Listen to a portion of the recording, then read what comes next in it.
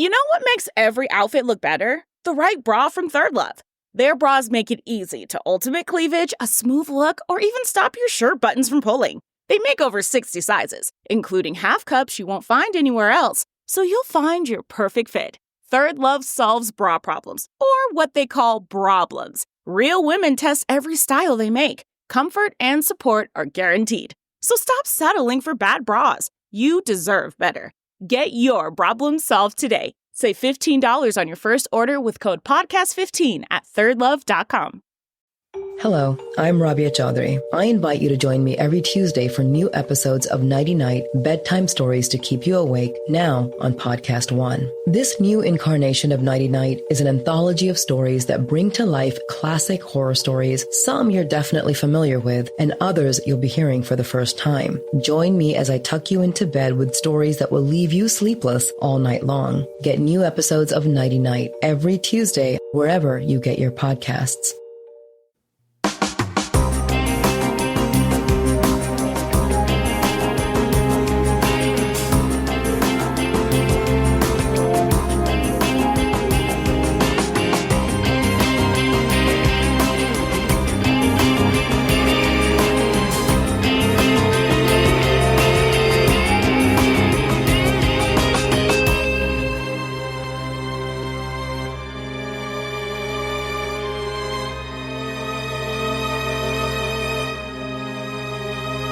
Hello, everyone, and welcome to episode 337 of the True Crime All the Time Unsolved podcast. I'm Mike Ferguson, and with me, as always, is my partner in true crime, Mike Gibson. Gibby, how are you? Hey, I'm doing good. How about you? I am doing excelente. Excelente. Yeah, I'm doing very well. That's good.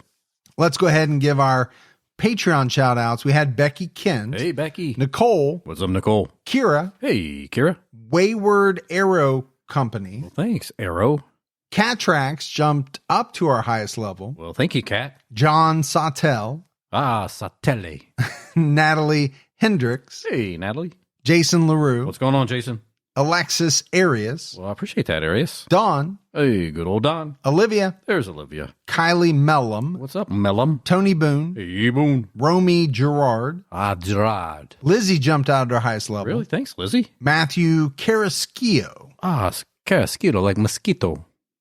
Not like that at all. Nope. Scott Pruden. Hey, Scott. Susan Sandlin. What's going on, Sandlin? And last but not least, Jacob Smith. Mr. Smith. And then if we go back into the vault, this week we selected Michelle Harriet. Thank you so much, Michelle. Yeah, thanks for all the Patreon support. And we had a great PayPal donation from Tana Atkinson. Well, thank you, Atkinson. Thank you to everyone. Gibbs, right now on True Crime All the Time, we have an episode out on Patrick Anthony Russo. This guy was an ex-convict. We're down in the Austin, Texas area. And basically, he was casing houses. Yeah, posing as a potential buyer, looking for a victim. Yeah. And he found one in a woman named Diane Holly. He's definitely a creep. So definitely check that out. All right, buddy. Are you ready to get into this episode of True Crime All the Time Unsolved? I am ready. We're talking about the disappearance of Zebb Quinn. And we have these every now and then where it's really more unresolved than it is unsolved. They pretty much know who's responsible. And you know, I don't want to give it away, but we'll talk about it as we get into it. Zebb Quinn went missing soon after clocking out of work. On January 2nd, 2000, the details surrounding his disappearance are highly suspicious, and Zebb has never been found. The police have focused on one suspect for 2 decades, and he has told the police what happened to Zebb. Zebb's case remains unresolved, and the alleged killer is dead. So, you know, the person pretty much admitted to what happened, and we'll go through all the details, but they can't really do anything to him. Zebb Wayne Quinn was born on May 12, 1981. He was only 18 when he disappeared. Zebb's parents, Denise Vlahakis and Jerry Quinn, divorced when he was 2 years old. Zebb graduated high school in 1999. He lived with his mother in Arden, North Carolina, and continued his part-time job in the electronics department at a Walmart in Asheville. He was enrolled in classes at Asheville Buncombe Technical Community College and had talked about joining a management training program at Walmart. I love Asheville. It's a great city. Yeah, it really is. I like North Carolina in general. Yeah. My wife and I had talked about possibly, maybe moving there sometime in our senior years. Oh, okay. Maybe. Didn't you go through the management program at Walmart? I actually did. Yeah. Yeah, I started working at Walmart while I was in college. I was pushing carts, and very quickly, I worked in a department, and then I was a department head, and then I was an assistant manager. There's a reason why I got out of it. There's actually a couple of reasons. Number one, the hours are unbelievable. Yeah. As like an assistant manager, the pay wasn't bad I was like 22 years old, making, pretty good amount of money, but also working 70 plus hours a week probably. Yeah. And they can move you anywhere basically in the country at any time. The way it works is like one of those Walmart trucks pulls up to your house. Yeah. And they load your stuff up and you're off to another state. You're gone. I wasn't about that. My wife wasn't into that because all of our family is here. So. And you really were just the assistant to the assistant. Yes. Assistant manager. Yes. Dwight K. Schrute. Right. Numerous people who talked about Zebb spoke about what a good kid he was. Zebb was kind and a very responsible person. And this is the type of kid who didn't come home late without calling his mother. And he often paged her to tell her what he was up to. I love the old pager days. You were probably one of those guys that had 3-4 pagers on you. No, but I did have a pager for work. And I thought at the time, man, this is pretty cool technology. Yeah. It really was. Did you ever text yourself the number sequence so it would make words? Like boob or something? No, I wasn't that juvenile. Okay. I forget I asked that then. Patty Andrick, Zebb's supervisor in the electronics department, told the Asheville Citizen-Times he'd call me every morning just to talk or to see if he'd gotten everything done he was supposed to. He's the kind of guy I'd want my daughter to marry. And that is high praise, man. It really is. Because most dads, I should say, it's very tough to find someone who you think is worthy of marrying your daughter. It's a tough card to fill. It is. Zebb's sister, Brandy Stamey, told the paper, my brother's only downfall was that he was naive and gave everyone the benefit of the doubt. And there are a lot of people like that. Whether you want to use the word naive, trusting, yeah, or that they just want to see the good in people. And maybe they're not looking for the bad and therefore they don't see it. Patty Andrick told the Asheville Citizen-Times that before his disappearance, Zebb expressed concerns about his safety and made comments that his life had been threatened because of his association with a young woman. And I think as a parent, that would be scary. If your child came to them and said, I think my life's in danger. Yeah, you'd have to be concerned, alarmed. I don't know what you do. I mean, every situation is a little different, but on January 2nd, 2000, Zebb went to work at Walmart. He ran into his former coworker and acquaintance, 24-year-old Robert Jason Owens, who went by the name Jason. Zebb sometimes went fishing or played pool with him. One thing we haven't said yet is how amazed are we? This is January 2nd, 2000. I mean, the world was supposed to end. And absolutely. Just a few days before, and it didn't. And yeah, I remember that time very distinctly. I never bought into it, but I know a lot of people did. Yeah. And there was a grave concern by many that, we were headed for a disaster. Zebb told Jason he was looking to buy a car. And Jason said he knew a car for sale in Leicester that Zebb might be interested in. He offered to lead Zebb there after work. Zebb clocked out at 9:10 p.m. The store is located on Hendersonville Road. Zebb followed Jason towards Long Shoals Road. He was driving his 1990 Mazda Protege. The two stopped at a Citgo store on the corner of Hendersonville and Long Shoals Road to buy sodas. Zebb got back into his car and continued following Jason. According to Jason, Zebb received a message on his pager. Moments later, he flashed his lights and the two guys pulled off the road. Zebb got out of his car and asked Jason if he had a phone he could use, but he didn't. Zebb drove off to find a payphone and returned about 10 minutes later around 9:30 p.m. Now, cell phones were out, at this time, but we've talked about it before. Not everyone had one. Yeah, they were still pretty limited. and expensive. And they were expensive. I want to say I had my first cell phone sometime in the late 90s. I don't remember exactly what year it was. Yeah. But I thought it was X amount of dollars for about 30 minutes a month. I think you're right. I think it was pretty limited. Yeah. Sure. I mean, and if you wanted more, it got expensive in a hurry.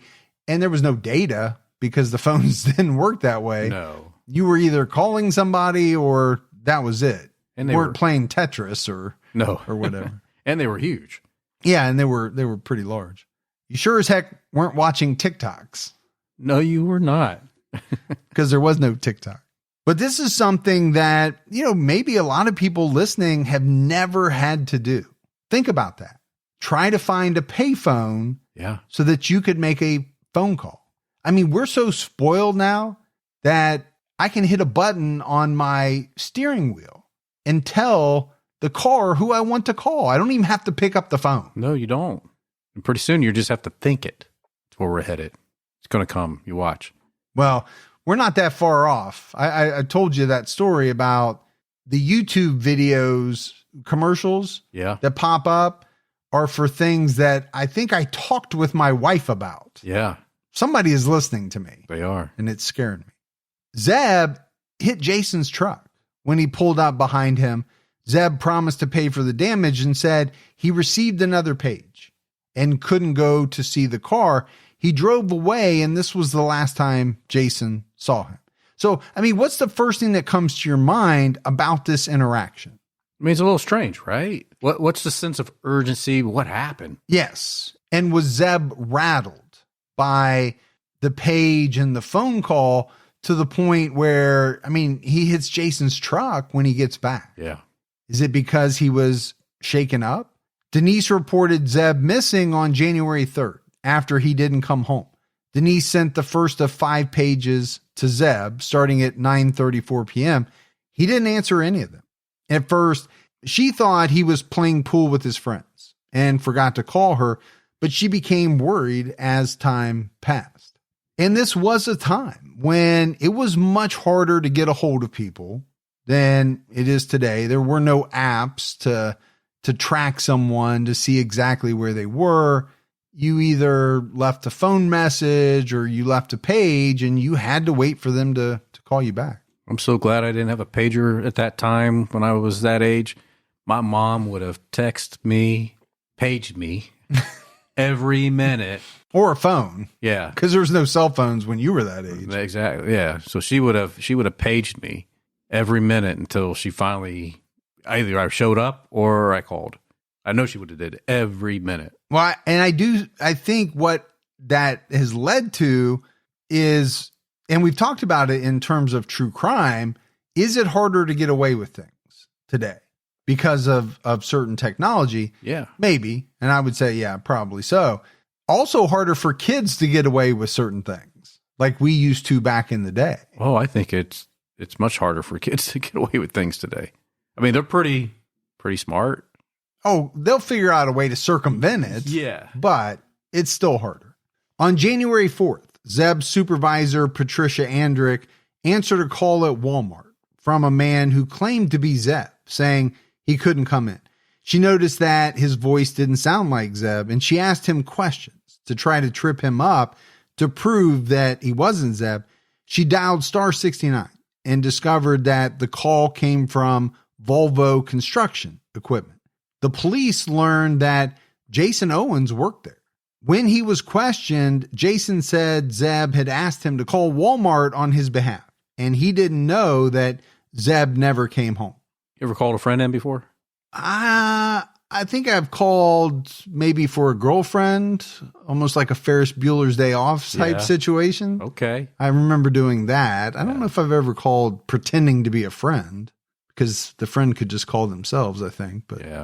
But this, like, very early here is not looking good for Jason Owens. No, it's not.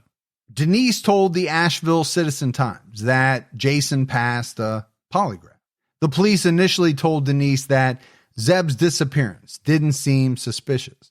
What concerned her the most was that he didn't take any extra clothes with him, and he left his contact solution at home. As the days passed, he didn't withdraw any money from his bank account, and he never enrolled in classes at the technical college.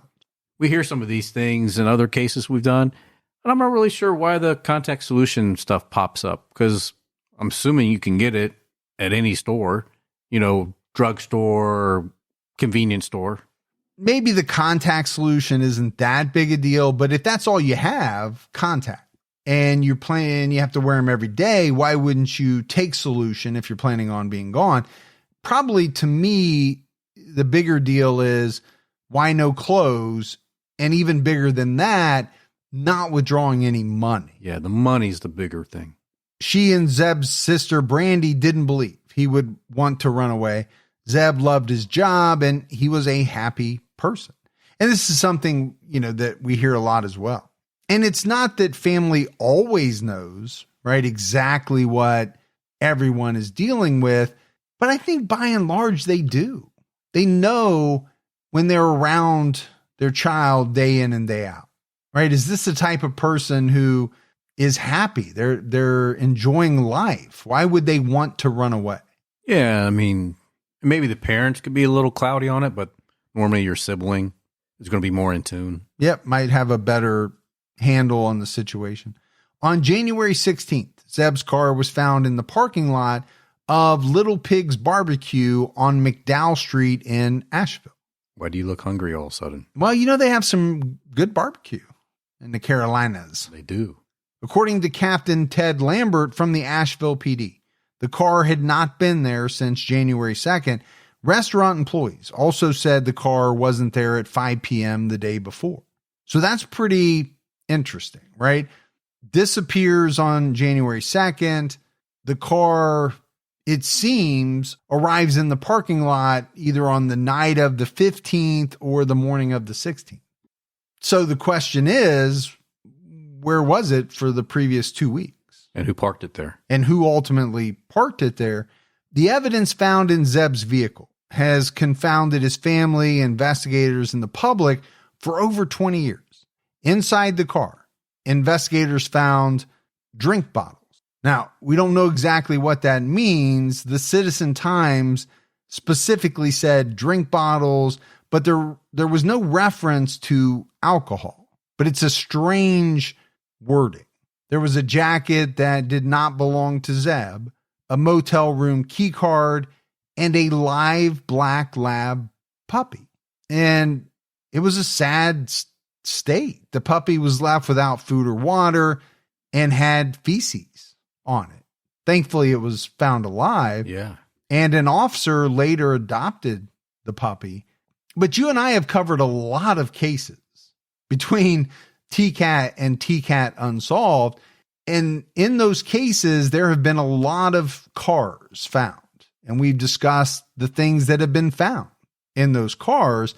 What I don't remember ever talking about was a live puppy. No. And so you can see why this kind of collection of things that were found have confused people for so many years. Certainly a strange scenario. And maybe the strangest detail was that someone used an orange-pink shade of lipstick to draw a large set of lips on the back window in between two exclamation marks. No idea what that means. No. And maybe it doesn't mean anything. Or maybe it means something. We just don't know. We don't know. The driver's seat was pretty close to the steering wheel, which suggested the last person to drive the car was shorter. Now, this comes up a lot in cases, and I've had a lot of people email me and say, okay, the seat was pushed way back. that means the person was bigger, taller, and that's usually the theory. Sure. Just like the opposite here, where the person is thought to be shorter. Now, it is possible that somebody could move the seat after they get out to throw investigators off the track. Some people have emailed that they always move the seat back before they get out, just to give them more room to get out. I find that strange. But I've never done that because I want my seat in the same spot every time. Yeah, I don't even like when someone drives my truck for whatever reason and changes the settings because I can never get it back. I don't have one of those buttons that you hit. It takes it right back to that perfect spot. I wish I did, but so I got to mess with it, move it up, back, up, down, and finally I'm like, I don't know. This is going to have to do. Zebb's car was also seen parked and driving through the area around the Livingston Street apartments in Asheville. An anonymous witness told the police they saw the car there with someone inside in the days after Zebb's disappearance. True Crime All the Time Unsolved is brought to you by Progressive Insurance. Most of you listening right now are probably multitasking. Yep, while you're listening to Gibby and I talk, you're probably also driving, cleaning, exercising, or maybe even grocery shopping. But if you're not in some kind of moving vehicle, there's something else you can be doing right now. Getting an auto quote from Progressive Insurance. It's easy, and you could save money by doing it right from your phone. Drivers who save by switching to Progressive save nearly $750 on average. And auto customers qualify for an average of 7 discounts. Discounts for having multiple vehicles in your policy, being a homeowner, and more. So just like your favorite podcast, Progressive will be with you 24/7, 365 days a year, so you're protected no matter what. Multitask right now. Quote your car insurance at Progressive.com to join the over 28 million drivers who trust Progressive. Progressive Casualty Insurance Company and Affiliates. National average 12-month savings of $744 by new customers surveyed who saved with Progressive between June 2022 and May 2023. Potential savings will vary. Discounts not available in all states and situations. Angie's List is now Angie, the home to skilled neighborhood professionals. Angie is your home for everything home, and they've made it easier than ever to connect with skilled professionals to get all your home projects done well. If you own a home, you know how much work it can take, whether it's everyday maintenance and repairs or making dream projects a reality. It can be hard just to know where to start, but now all you need to do is Angie that and find a skilled local pro who will deliver the quality and expertise you need. Angie has over 20 years of home service experience, and they've combined it with new tools to simplify the whole process. Bring them your project online or with the Angie app. Answer a few questions, and Angie can handle the rest from start to finish, or help you compare quotes from multiple pros and connect instantly. And all of that means you can take care of just about any home project in just a few taps, because when it comes to getting the most out of your home, you can do this when you Angie that. Download the free Angie mobile app today or visit Angie.com. That's ANGI.com. Zebb's mother and sister worked at the Mission St. Joseph's Hospital, close to the Little Pigs barbecue. But Denise told the Asheville Citizen-Times, Zebb would have known that we both always use the other entrance. He wouldn't have left it there if he wanted us to find it. According to the Asheville Citizen-Times, Captain Ted Lambert said there was no indication so far of foul play, no indication that he's run away. We're still receiving information and leads daily, and we're still following up on that information and will continue to do so. The family is puzzled by the phone call Zebb received. Well, I think everybody has to be puzzled by that, right? I mean, you hear about him getting this page, he goes to the phone, comes back frantic, hits Jason's truck allegedly, and cuts short their plans. Yeah. So I got to go, man. To me, that's concerning. According to an August 2000 Asheville Citizen-Times article, Denise eventually learned that Zebb did receive the messages she sent to his pager. The only other number listed on his pager belonged to his aunt Ina Eustich, his father's sister. She denied paging him or that she was at home when the message was sent to Zebb's pager. Okay, it's a little bizarre, right? Yeah, very bizarre. I didn't send that page. Wasn't me. She told the Citizen-Times that the police told her one call was made to her apartment 3 minutes after Zebb received the page. This call came from his father, Jerry Quinn's apartment. And apparently Jerry said, "I didn't make no call. I wasn't even home. I was working. I don't know who could have done that." Ina said the police told her phone records show several other calls being made from her apartment after Zebb disappeared. So some suspicion has to be setting in, right? Well, absolutely. You've got strange calls being made from his aunt's house, his father's house. But they're both denying that they ever, made these calls. Now, Ina told the Asheville Citizen-Times, "I wasn't ever at home. When I got home those days, my phone was moved to different parts of the house. One day, a picture from my wall was down and it was broken. I was really scared. No one has a key to my apartment. I even called that detective on the case to tell him about it." Yeah, it's kind of freaky, right? If you know you didn't move that phone and nobody else has a key, besides maybe the landlord, right? I mean, Yeah. I'm sure the landlord might have a key. But now you're into some poltergeist type stuff here. Phones are moving, pictures are falling off the wall. I'd be moving. She said that the police followed her and questioned her repeatedly, but she maintained that she knew nothing about Zebb's disappearance and had passed a polygraph. The Citizen-Times also noted that one of the people Denise called after Zebb went missing was a girl that Zebb had been spending time with.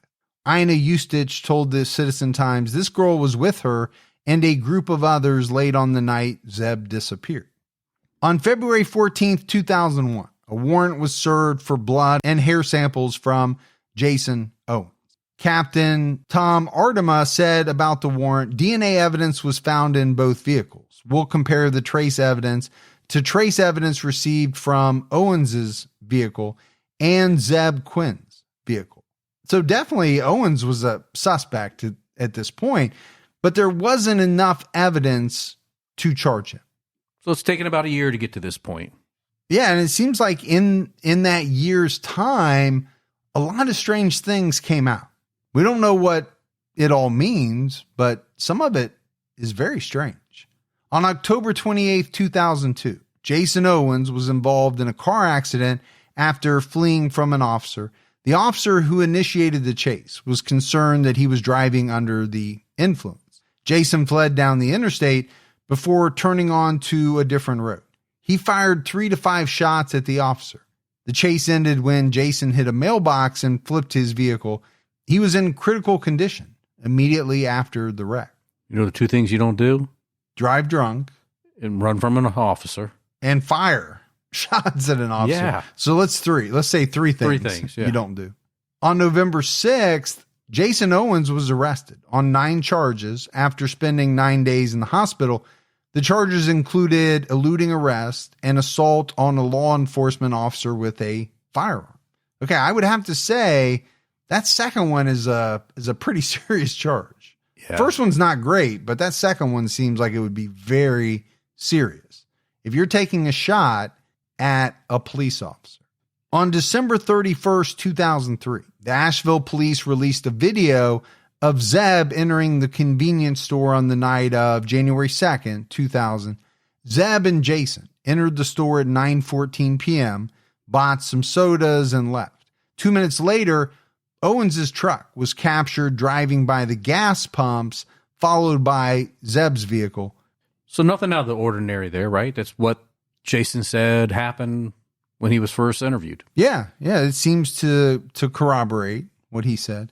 The police also announced that they were treating the case as a homicide and noted that Jason Owens had refused to cooperate since giving his first statement. But is that all that strange?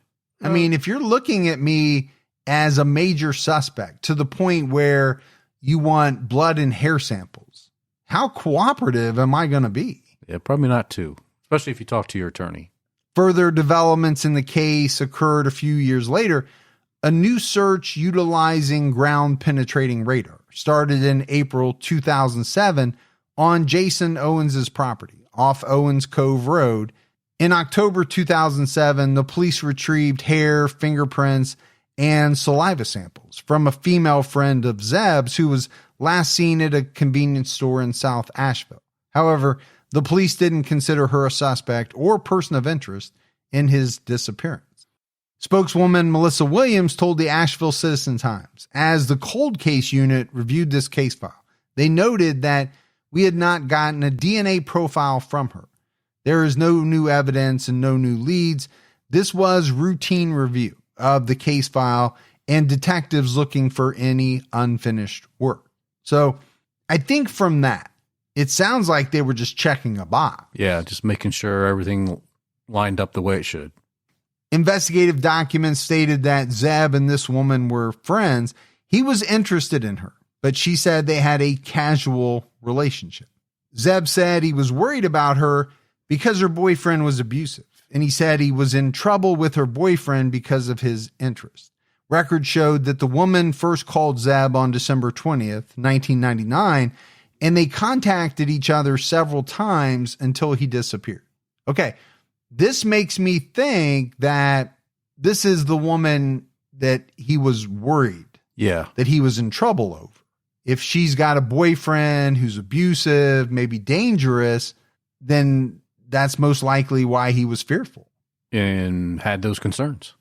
The Citizen-Times reported that Jason Owens spent 23 months in state prison between 2002 and 2009 for convictions for habitual impaired driving, speeding to elude arrest, assault on an officer, resisting officers, reckless driving, and drunken disorderly conduct.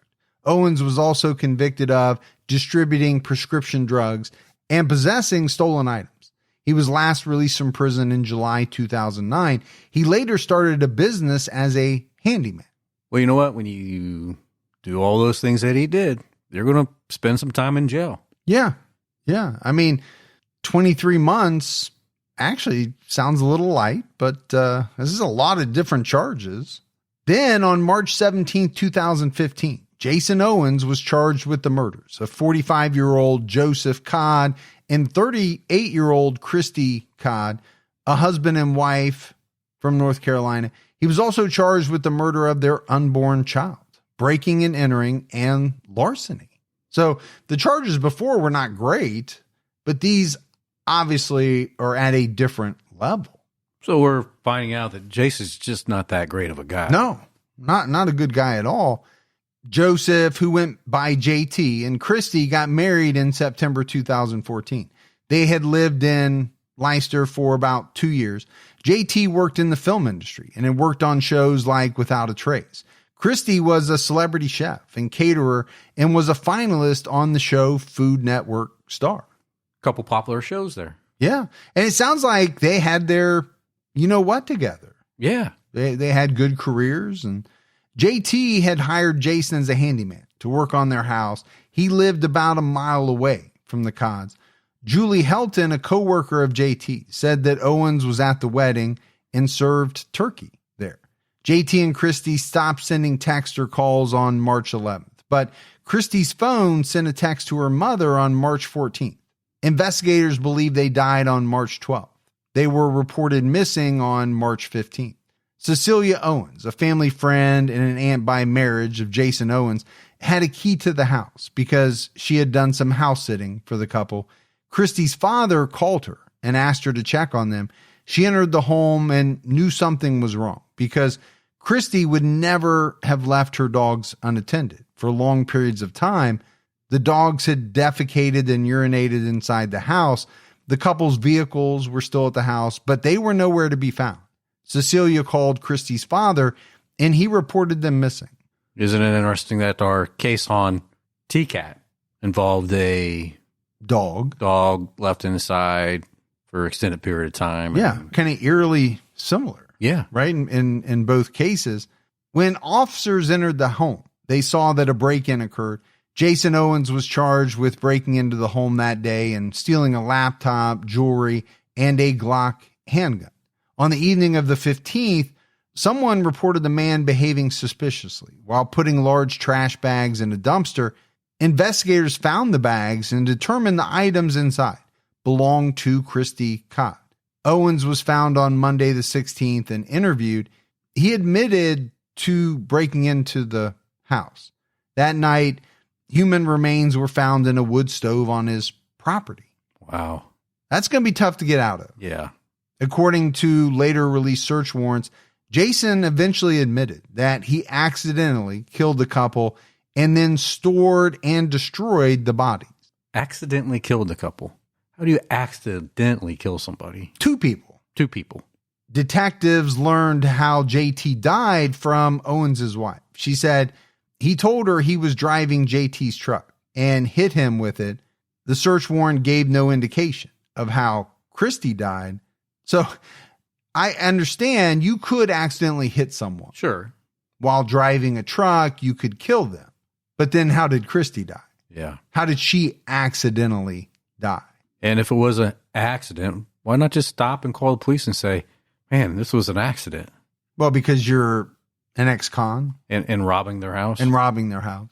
The remains of two individuals believed to be JT and Christy Codd were sent to the Buncombe County Medical Examiner, but they remained officially unidentified for months.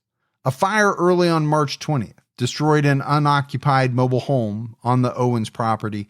7 calls were made reporting the fire shortly after 2 a.m.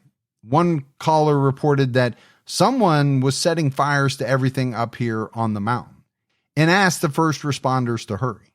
Arson investigators determined that the fire was suspicious. After Jason Owens was arrested, news outlets that reported on his arrest for murder also reported that he was a suspect in the disappearance of Zebb Quinn, which brought new attention to the case. And how could it not, right? Here's a guy who was thought to maybe be involved in the disappearance of Zebb. They never had enough to charge him. Right. But now we find out that in the years that followed, he spent time in prison. And now it's being reported that, he might have murdered this couple. How could you not put 2 and 2 together? Yeah, well, you got to think, well, he's capable of doing something like that. And he is capable of getting rid of evidence because he knows how to use that outdoor oven on his property. Could he have done something similar to Zebb? On March 30th, investigators served new warrants on the Owens property. They brought cadaver dogs and started digging. But investigators wouldn't say if they were searching for evidence in the Codd case or the Zebb Quinn case. On April 6, 4 new charges were filed against Jason after a grand jury hearing, 2 counts of robbery with a dangerous weapon, and 2 counts of dismembering human remains. A breaking and entering and larceny charge was dropped. Well, they didn't really need those charges anymore. They had the more severe charges. Yeah. I mean, they're going after him for the big ones. Search warrants were released in June 2015 that revealed that on March 27th, a relative told the police about an abandoned fish pond project that Owen started soon after Zebb disappeared in January 2000. The warrant stated both prior to and after January 2000. Owens had an area within the above listed property that he had dug out and used to burn items. This individual further stated that sometime after January 2000, exact date unknown, Owens had poured concrete over this area and claimed that he was planning to construct a fish pond at a distance from the residence that would not be convenient to enjoy it from. Yeah, so it sounded like maybe something was strange about it, right? Why would you want that fish pond there? Doesn't make any sense. Yeah, if you were going to make one, why not make it closer to, the houses? The pond was never completed, and eventually Jason covered it with dirt. This prompted the search at the end of the month. The warrant stated that fabric, leather, and unknown hard fragments were buried under a layer of concrete on the property. Investigators also found white powder and pieces of metal and concrete when they dug up the old fish pond area. They found numerous bags containing pulverized lime or powdered mortar mix. The warrant was obtained while investigators were searching the property for evidence in the Codd murders and stated, detectives have determined that the probability exists that more human remains may be located on the property. I'm guessing this probably got the community chatting about all this stuff. Yeah, I would think so. Right? Number one, you have 2 people and an unborn baby dead. Yeah. Now, you got to be curious about this so-called fish pond. It was never completed. They're finding things under the concrete, which have to make you think that that was only poured to cover something up. The warrant contains some details from the original Zebb Quinn investigation, noting that Jason Owens failed to show up to work on January 3rd, 2000, the day after Zebb went missing. Jason said he was in an accident and received treatment at an urgent care center. The center record showed he was treated for a head wound and fractured rib. A detective wrote, Owens' injuries were not consistent with the minor accident he claims occurred with Quinn the night before. So that's interesting from the standpoint that it was said Zebb hit him with his truck, hit his truck with his truck. To me, that sounded like a very minor fender bender. And I think this detective is saying that as well. Not something that would have caused a head wound and a fractured rib. Yeah. So then the question becomes, well, how did he receive those? Yeah, what caused that? The warrant also noted that Owens admitted to making the call, pretending to be Zebb on January 4th. In May 2015, investigators searched the Bent Creek Experimental Forest after receiving information in the Zebb Quinn case. A U.S. Forest Service official called the area an active crime scene. 2 years after he was arrested, on April 27, 2017, Jason Owens pleaded guilty to the murders of J.T. Codd, Christy Codd, and their unborn child, as well as dismembering their remains. So, he went from being a pretty bad guy to a really bad guy. Yeah, real quick.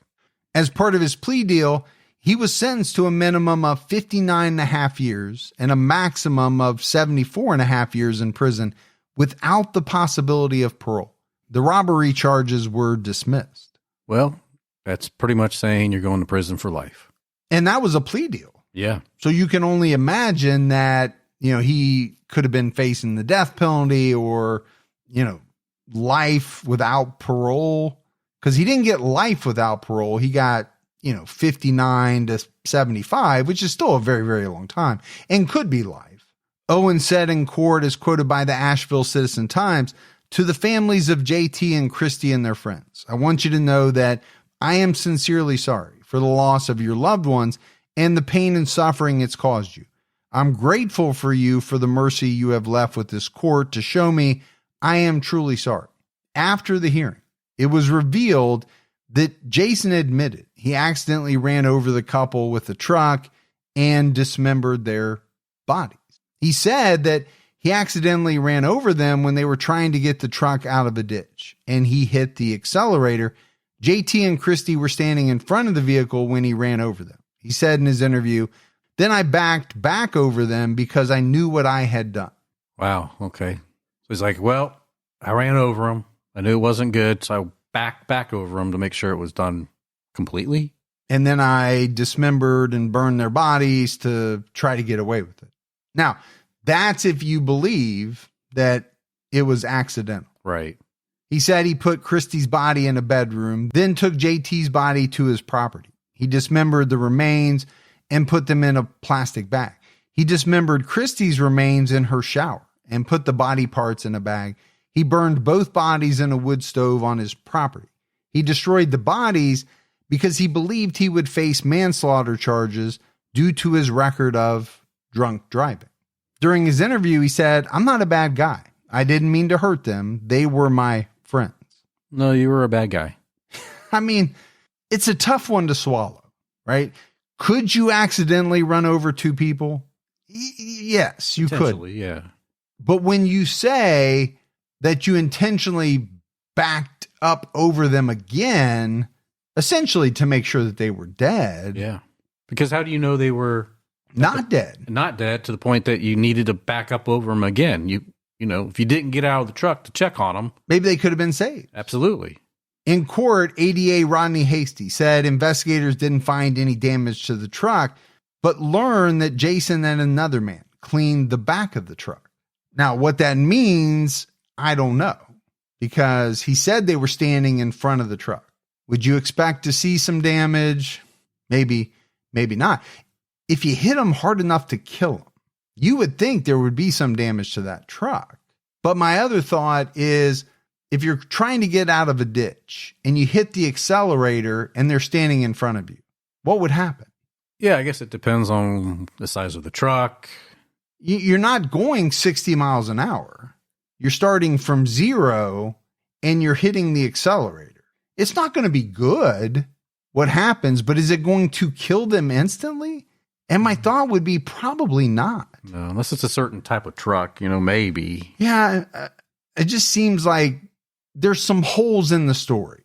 I think backing up over them was probably what killed them.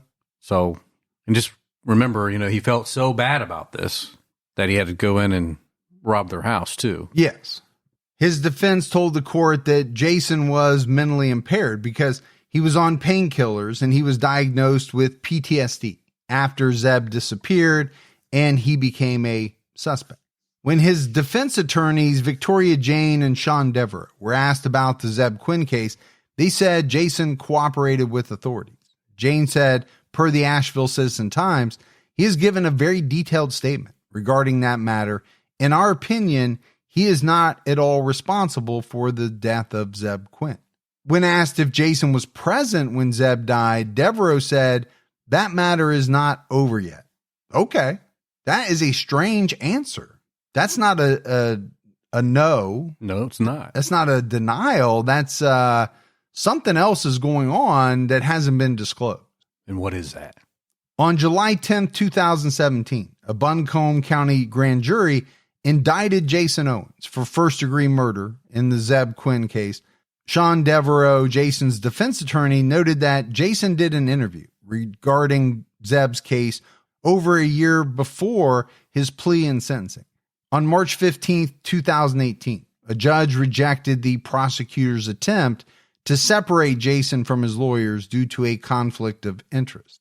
After he pleaded guilty in the Codd case, Owens wrote to his wife that he was forced to take the plea and that he intended to challenge it. However, in court, he said he was happy with his counsel. Court documents filed during this hearing revealed new details in the Zebb Quinn case. Defense attorneys Jane and Devereaux wrote that Jason told them what happened to Zebb shortly after they were appointed as his attorneys. Jason said that a family member killed Zebb, then dismembered and burned his remains. This family member is now deceased. 4 years later, in early July 2022, Victoria Jane said that she expected the Zebb Quinn case to be settled later that month. So a family member who is deceased killed Zebb, took his body apart and burned it. Just similar to what Jason had just done. Yeah. Okay. That month, the Asheville Citizen-Times reviewed a court memorandum written by the defense in January 2018 that stated, on July 8th, 2017, 2 years after Owens implicated him in the murder of Zebb Quinn, Walter Gene Owens died. He was 66 years old. Victoria Jane told the Citizen-Times that Walter Eugene Owens had lived in the same home as Jason for a number of years. In the court filing, the defense wrote that Walter Owens was the one who submitted the tip about the fish pond in March 2015 because he was trying to misdirect the police. Walter Owens, who went by the name Gene, denied any involvement in the murder before he died. One source close to the case told local outlet News 13 that Zebb was saving up money to buy a car and that robbery was the motive. Jason accused his uncle of murder during an interview in late May 2015.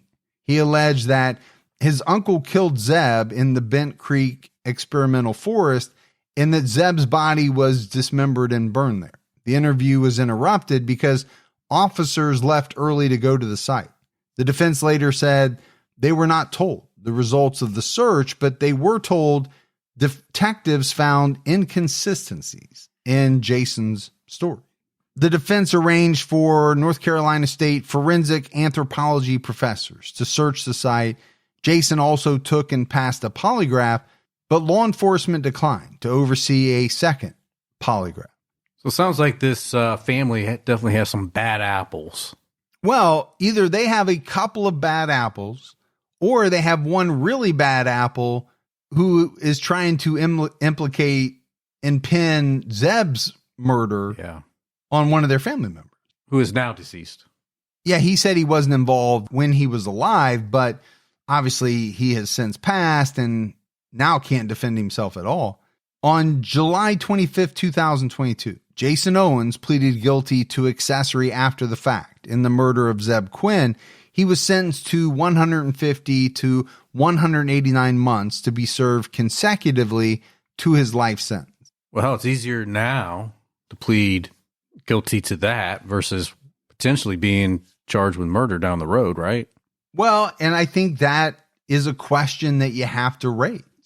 Why would he plead guilty to this? Now, number one, he's got a very long sentence and may never get out anyway, but I think you could take a different look at it more along the lines of where you were going and say, hey, I'm better off doing this than getting charged with the murder myself.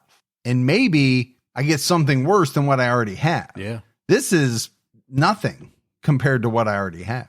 During and after court, the defense said that Jason's abusive and controlling uncle tricked him into luring Zebb into the forest to meet the woman he was attracted to. The woman, Misty Taylor, wasn't there.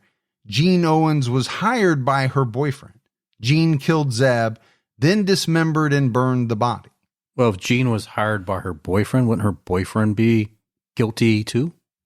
As guilty. Victoria Jane said in court, per to the Citizen Times, this is not a compromise plea. This is not that, oh, there's just insufficient evidence and we want to get this case closed and plead to accessory. It is, in our opinion, that accessory is exactly what Mr. Owens is guilty of, and that's why we're here today. But prosecutors remain skeptical of Jason's story that he was not the killer. And I think you and I have kind of expressed some skepticism ourselves. ADA Jeremy Ingle said, per the Asheville Citizen Times, based on the evidence available, the lack of evidence of motive, cause of death, spoliation of evidence based on the decades-long pause and critical leads in the case, a conviction of first-degree murder at trial, though never a certainty, would present a steep challenge considering all these factors. And that I completely understand. A lot of time has gone by, 20 plus years. Yeah, that's a pretty good gap. Now you have the introduction that the uncle was involved. That's going to cloud things. I think it would be a very tough challenge for a prosecutor to get a first-degree murder conviction on what they have. It was noted that Owens' description of Zebb's murder was similar to the disposal of the Codd's bodies. Both cases involved dismemberment and burning of remains. Defense attorney Victoria Jane said at the hearing that this was because of what Owens saw his uncle do in the past.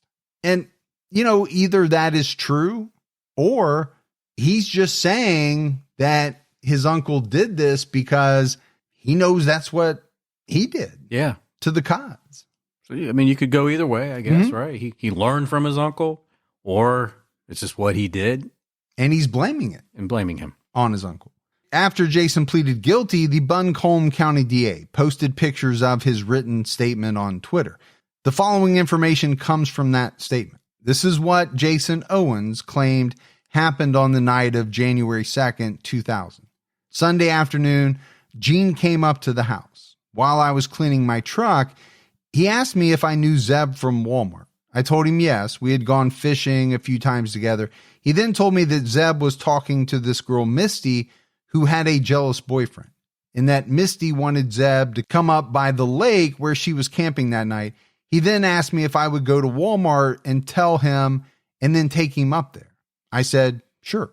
I went to Walmart and told Zebb. He said, okay, and then told me about Misty having a baby with this boyfriend that mistreated her.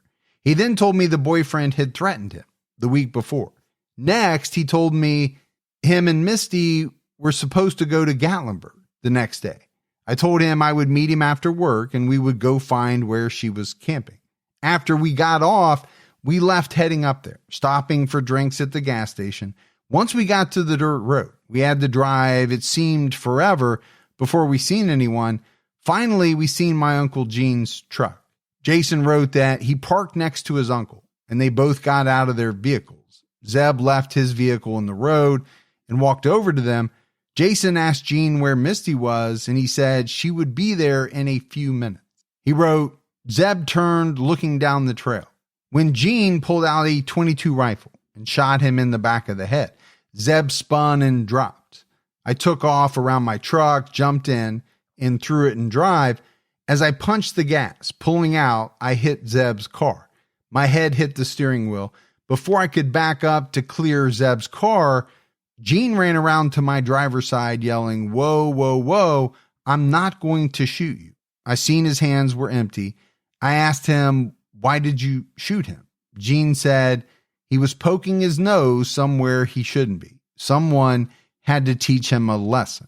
You know, when you teach someone a lesson, it means that they can learn from it. And, right? Yes. Yeah, that's not teaching someone a lesson. I always find that a very strange saying when someone is talking about killing someone. Because once you're dead, there is no lesson to be learned. No. Now, maybe others could learn a lesson from what you did. If you're trying to show others, don't mess with me, but you can't teach someone a lesson once you've shot them in the head. But there's more to this letter, but I just want to analyze a few things here. Number one, the things that he is saying do fall in line with some of the things that are known. We stopped at the gas station, right? We bought some sodas. Right. Now he's saying Zebb didn't hit my vehicle. I hit his. Right. And that's how I banged up my head and my fractured my rib probably. Right. So it's almost as if either this whole thing is true or it's completely false, but he's building in the facts that are known to fit. Does that make sense? Yeah. Turning it into a very believable story. Yes. Gene told Jason not to call the police because he was an accomplice. He also said that the .22 was stolen. His aunt traded it to his mother, and she gave it to Gene to get rid of. Gene knew his prints were on the gun. Jason returned to the dirt road in the morning and saw Zebb's car, but not Zebb. He drove to the pull-off area to turn around and saw Gene near a large campfire. He saw Zebb's legs hanging out of the campfire. Gene told him, I see you have come to roast marshmallows with me. That's a little sick. That's pretty macabre. Gene told him that since he came back, he had to stay until he was done. He didn't care that Jason had to go to work. Okay, so now he's explained why he didn't show up to work. Right. Because Gene told me I had to stay. After the fire burned down, Gene used a shovel to throw the wet ashes into the woods. He picked up a piece of Zebb's skull and said he was going to bury it in the creek so dogs wouldn't pick up the scent. Gene ordered him to call Zebb's workplace. Jason said he was going to lose his job at Volvo, so Gene told him to go to urgent care to get a doctor's note for his head injury. So, again, either this is exactly what happened and his uncle was involved, or Jason killed Zebb, wove his uncle into the story, and then also wove some of these facts that were known to fit into the story. Yeah, to make it believable. I mean, it's a pretty good story. I'll give him that. It is. But is it factual? Well, and that's the question. And I don't know how we could ever know that for sure. But I do have a few questions. One, I think you've already raised, which is if this really went down the way it did, and it was instigated by this girl's boyfriend, why did nothing ever happen to the boyfriend? Right. Why wasn't he brought in, questioned, charged? Something, right? It's almost as if he ordered the killing. He would be just as guilty as Gene would have been, right, if he was still alive. And then, you have to kind of answer that question. We know Jason killed. He was convicted. He admitted it. So did he kill Zebb as well, dismembering him and burning his body in the same way as he did the Cods? Or when he killed the Cods, did he choose to take the same path that he had witnessed his uncle take in disposing of a body? Or was Jason the one that was paid by this boyfriend, or was Jason this girl's boyfriend? There is a whole litany of scenarios here. I mean, you could picture the whole scenario with him taking Zebb up to that piece of land. Oh, just take Gene out of the story and insert Jason. Yes. Just leave it like that. It plays that way too. Mm-hmm. Yeah, absolutely. But it's been 23 years since Zebb Quinn disappeared because Gene Owens is dead and Zebb's body has never been found. The main evidence in the case is Jason's written statement. But like I said, right, prosecutors have expressed their doubts about his story. And I understand why they have those doubts. I think you and I have some of those same doubts. People listening will have some of those doubts as well.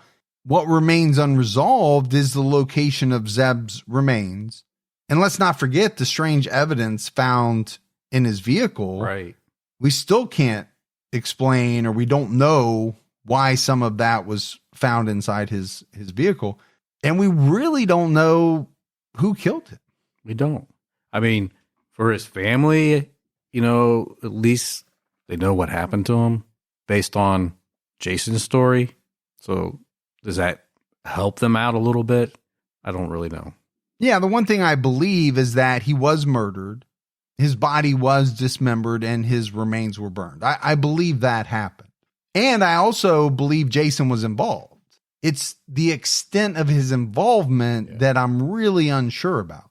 Did it go down the way that, his statement reads? Or did he try to lessen his involvement by substituting himself and putting in his uncle in certain parts and really just making him, Jason, kind of the accomplice, thereby, still getting a pretty high sentence, but it's nothing compared to maybe what they could have gone after if he would have admitted to first-degree murder. So, strange case. Very strange. But very interesting and one that, people can dissect and try to figure out where they land with it. But that's it for our episode on the disappearance of Zebb Quinn. We got some voicemails, Gibbs. You want to check those out? Let's hear them. Hey, Mike and Gibby. This is Danielle Kirby Pruitt from Spartanburg, South Carolina. My dad worked in a mill for 30-something years, and his name on his shirt was Dixie, so you guys can call me Little Dixie. I wanted to call and check in with you guys again, see how things were going. Loving the podcast, still loving the podcast. I'm going through it slow and easy. That way I don't have to wait every week to get a new one because, like I said last time I called, I'm a new listener. Last couple of months I discovered podcasts. You guys do an excellent job. I'm an IDTV junkie. And when I tell you it is so much better to hear you tell the story than it ever has been to watch these. But I do love me some Lieutenant Kenda. Oh, that show. Anyway, I hope you guys are having a great day. Just know your fans adore you severely. I tell everyone I can about your podcast to keep the word going out. I hope you guys are having a great day, and thank you again for everything you do. And like many others, every day at work for 10 hours, I listen to you guys, and you get me through the day, and I appreciate it, and I know all the other fans appreciate it. We love you guys, and y'all have a great day. Stay safe, and keep your own time ticking. Hey, nothing wrong with slow and easy. Yeah, that's the way they do things in South Carolina. Did I ever tell you the story about trying to return a cooler to Walmart in South Carolina? No, you have not. There was nobody in line at the customer service place. And the lady told my wife and I just to sit down and she'd be with us in a minute. And she was just talking and doing some stuff. And it didn't bother me. It was just like, they just weren't in a hurry. Right. And it was cool. It's like, I'll get to you when I get to you. Like, our Walmart up here, everybody's running around and everything's hectic. And they were just like, we're going to take care of you, but we're going to do it slow and easy. Like molasses. But, you know, that was a great voicemail, and we It was. appreciate it very, very much. Hi guys, this is Courtney from Lafayette, Tennessee.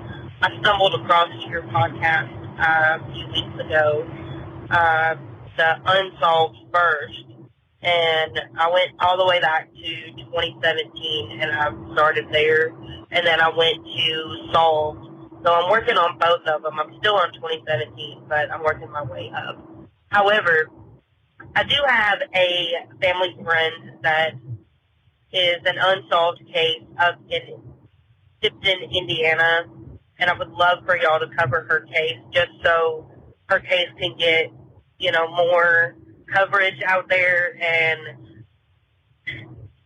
just people, if people know anything, they could get something out there and anything like that.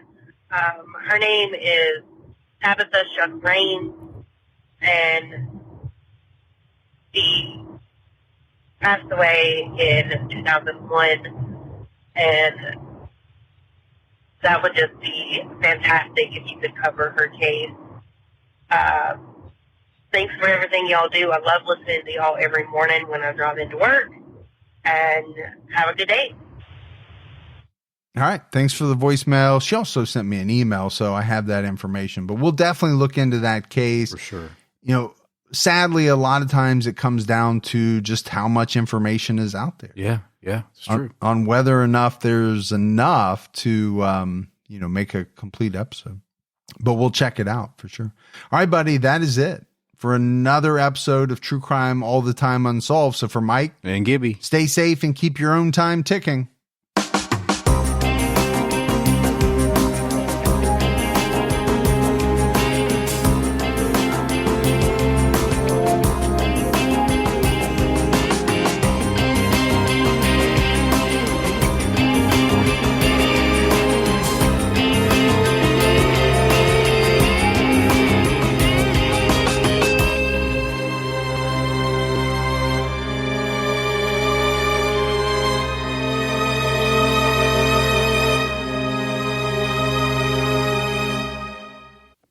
Dive into true crime on Pluto TV. Unravel the mysteries with Forensic Files and 48 Hours. Investigate crimes with Dateline 24/7 and Unsolved Mysteries. With thousands of free crime movies and TV shows, Pluto TV is the true home of crime. Download the Pluto TV app on all your favorite devices and start streaming true crime on live channels and on demand. Pluto TV. Stream now, pay never.